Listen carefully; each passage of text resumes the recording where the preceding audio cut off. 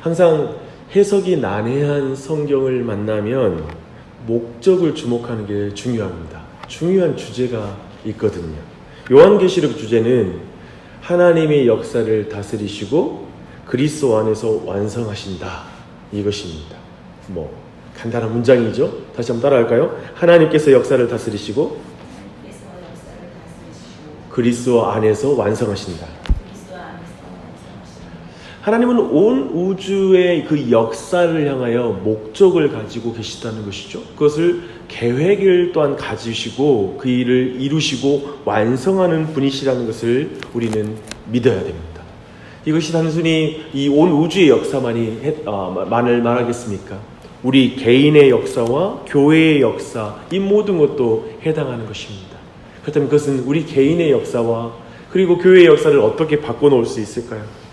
계시록을 읽으면 읽을수록 도저히 받아들일 수 없었던 개인의 역사도 하나님의 계획에 속하고 있고 하나님이 완성하실 것이구나 라는 믿음 때문에 우리가 한 해를 돌아볼 때 이것은 내 역사에 지워버리고 싶고 이것은 아무런 하나님 뜻과 상관없는 것 같아 라는 그런 모든 것까지도 하나님의 계획 속에서 완성되다는 믿음이 생기면서 감사로 바뀌어야 되는 줄 믿습니다. 그래서 정말 이 계시록을 읽고 나면 우리 안에 기도가 다시 터져 나오는 거예요. 주님 역사 속에 제 자신 또한, 교회 또한, 우리 가정 또한 속해 있습니다. 주님 뜻을 이루어 주시옵소서. 주님의 목적을 이루시옵소서. 이게 바로 계시록을 읽고 나서 그것을 믿음으로 고백하는 참된 기도일 것입니다. 그런 은혜가 우리 모두에게 넘치길 바랍니다. 이렇게 하나님이 온 우주의 역사를 다스리시고 그리스도 안에서 완성하신다라는 이 주제는 그냥 모든 개인과 교회에게 큰 유익을 주는 그런 주제입니다. 자칫 온 우주의 역사가 지금 고통스러운 내 현실과 무슨 상관이 있단 말이야? 내게 무슨 유익을 주겠어? 라고 하는 질문이 생길 수가 있어요. 하나님, 미래는 모르겠고요. 지금 저 좀 구원해 주세요. 이런 것이죠. 지금 저를 위로해 주세요. 라고 말하는 게 사실 연약한 인간들이 그리고 고통스러운 현실 속에 살아가는 우리의 외침일 수밖에 없습니다. 그런데요, 그것은 분명 사람들의 근시안적인 그냥 막 앞만 보는 먼 미래를 보지 못한 관점의 이야기일 것입니다. 요한계시록은 1장에서 인간 저자를 소개하면서 계시록이 써진 배경들을 이렇게 쭉 설명해 주고 있습니다. 그리고 나서 2장부터 7교회와 교회에 대해서 3장까지에 걸쳐서 설명하고 있어요. 잘 생각해 보면 지금 이 7개는 비참한 현실 속에 도전을 받고 있고요. 위기를 경험하고 있고요. 우리 인생이 경험하고 있는 모든 고통스러운 현실을 다 경험하고 있는 모습을 계시록은 먼저 알려주는 거예요.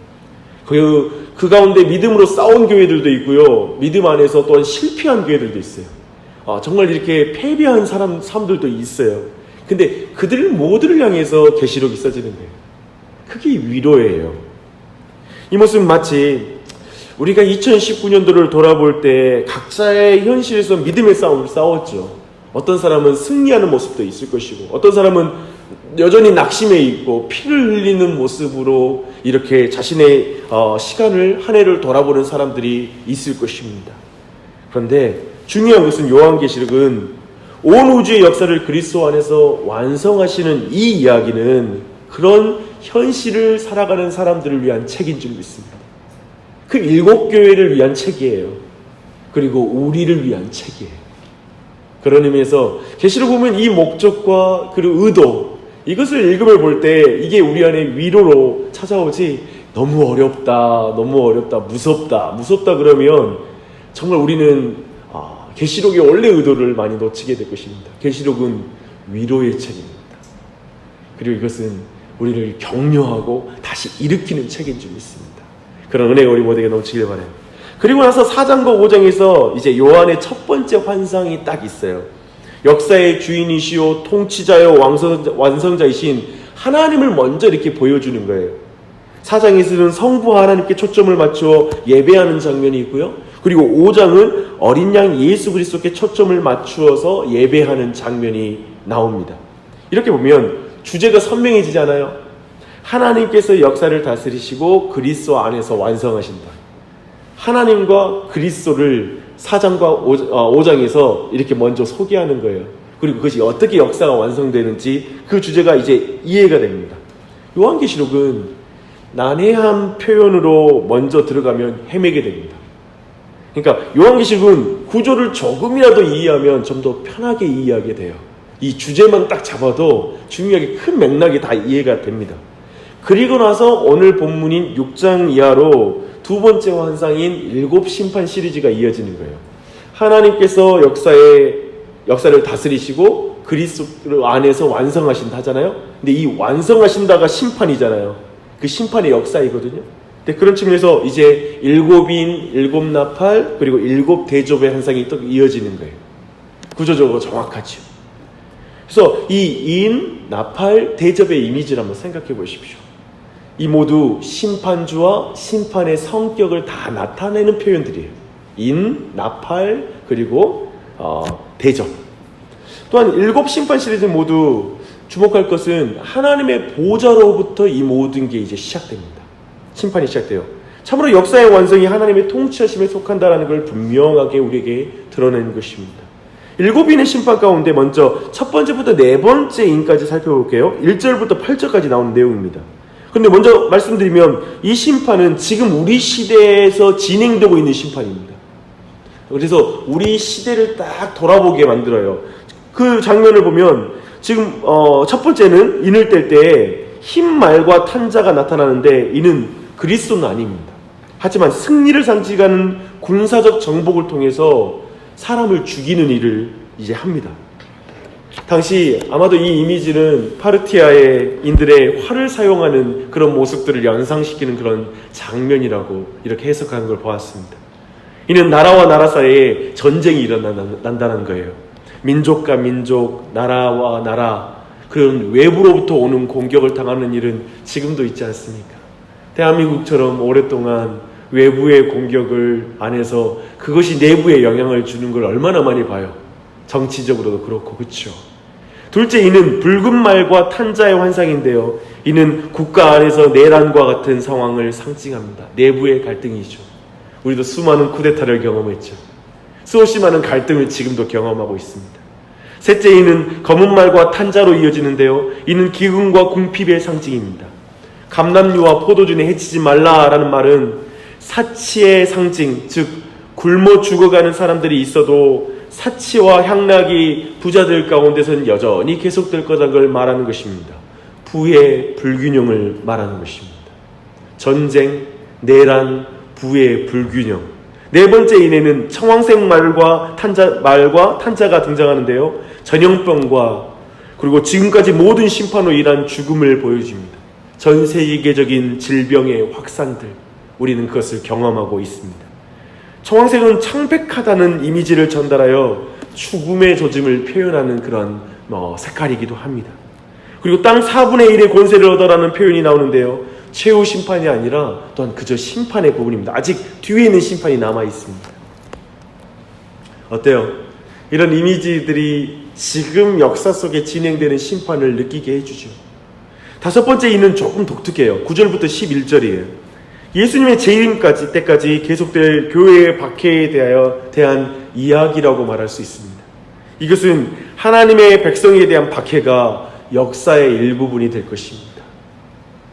여기서 생겨난 순교자들은 그 핏값을 신원해달라고 막 기도합니다. 하나님께서 역사의 마지막 심판을 행하시기 전에 순교자의 수를 채우실 것이라는 걸 말해주고 있는 것입니다. 순교자의 수가 차야 이제 마지막의 심판이 다가옵니다.